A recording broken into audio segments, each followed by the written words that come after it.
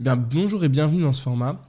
Aujourd'hui, je vais vous raconter une petite histoire. Donc, le but de ce format, c'est de teaser le prochain épisode de podcast. Donc, aujourd'hui, je vais vous parler d'une histoire d'amour, c'est l'histoire de Jeanne.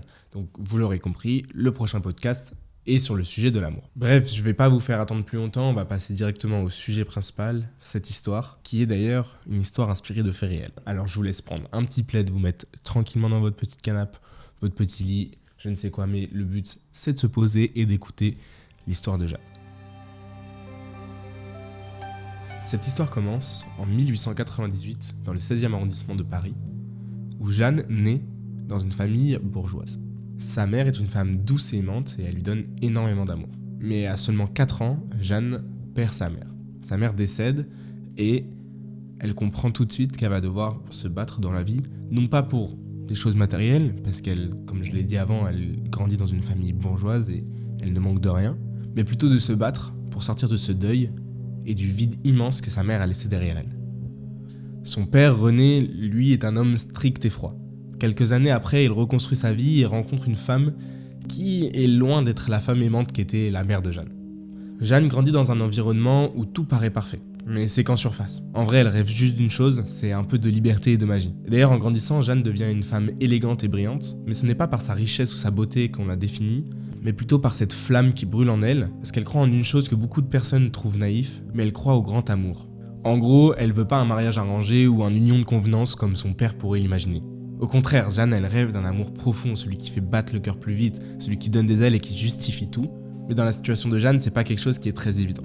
Je vous l'ai dit, elle vient d'une famille bourgeoise et son père, lui, ne veut qu'une chose, qu'elle se marie avec un homme bon, un homme de sa classe sociale. Et ce rêve-là, Jeanne le sort des romans qu'elle lit. Elle lit énormément d'histoires d'amour et elle rêve donc de vivre elle-même une histoire digne d'un conte de fées. C'est un matin de printemps que tout commence. Jeanne est assise dans le jardin, elle voit un homme qu'elle n'avait jamais vu auparavant en train de s'occuper des fleurs. Cet homme, c'est Georges, le nouveau jardinier que son père a recruté il y a quelques jours. Jeanne s'avance donc vers lui pour faire sa connaissance et elle voit par terre une rose coupée.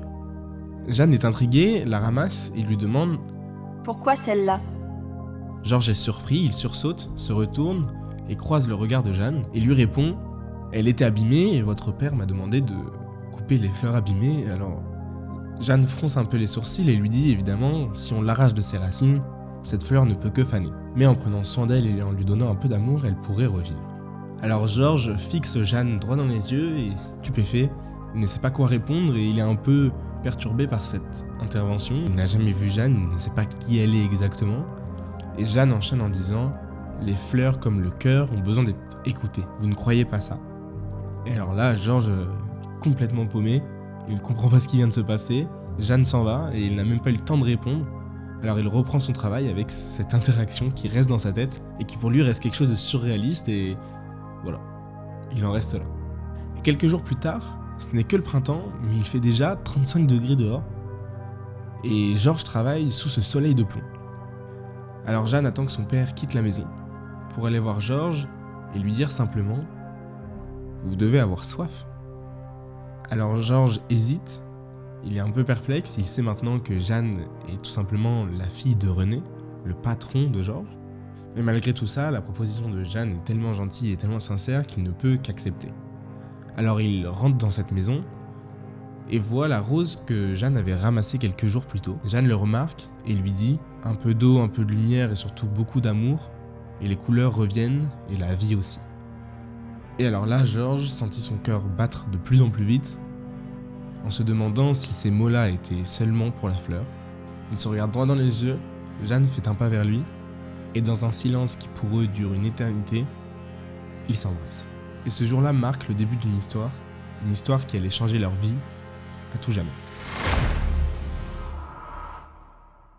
Jeanne est tout un peu plus heureuse, elle vit enfin ces histoires d'amour qu'elle avait lues et relues dans ses romans. Alors pendant des mois, elle vit un amour digne d'un conte de fées, mais un amour caché de ses parents. Et oui, comme je vous l'ai dit, René est un homme strict et froid. Et en plus de ça, elle sait pertinemment qu'il accepterait jamais que sa fille soit amoureuse du jardinier. Après avoir passé des mois à vivre un amour caché de son père, Jeanne se dit qu'il est le moment de lui annoncer. Alors un jour où tout était calme, Jeanne s'approche de son père pour lui annoncer la grande nouvelle. Alors elle commence par lui dire qu'elle est tombée amoureuse. Alors là, son père sourit et est très heureux et lui demande si c'est un avocat, un médecin, ou d'où vient cet homme. Et elle répondit « C'est Georges, notre jardinier ». Elle s'attendait pas à ce que son père saute de joie, mais elle s'attendait pas non plus à ce que son père réagisse de cette façon. Renée s'énerve et lui pose l'ultimatum de sa vie en lui disant que si elle veut vivre avec cet homme, elle renoncera donc à tout. Tout contact avec sa famille et, évidemment, l'héritage familial.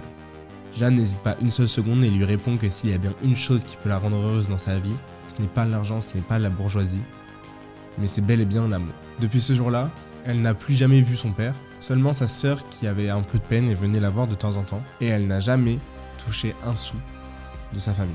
Elle a donc enchaîné les petits boulots pour pouvoir vivre auprès de Georges, et en plus de tout ça, Georges, en voulant aider un ami, est monté sur un toit et est tombé, a fait une chute très grave qui lui a paralysé tout le dos. Et malgré tout, elle vit une vie heureuse et réussit à reconstruire une famille avec Georges.